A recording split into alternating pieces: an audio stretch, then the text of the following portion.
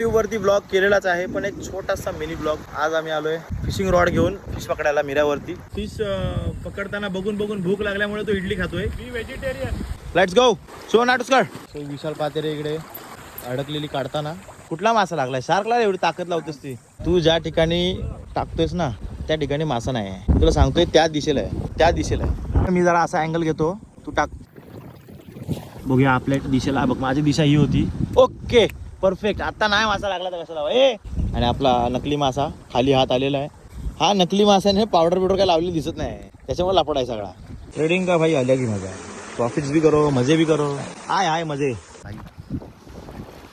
बागू हे सगळे एकाच फॅमिलीतले आहेत. काका मामा दादा भाऊ बहीण. आपल्याकडे आता ड्रोन नाही आहे, पण तुम्हाला आता ड्रोन सारखा भास होणार आहे.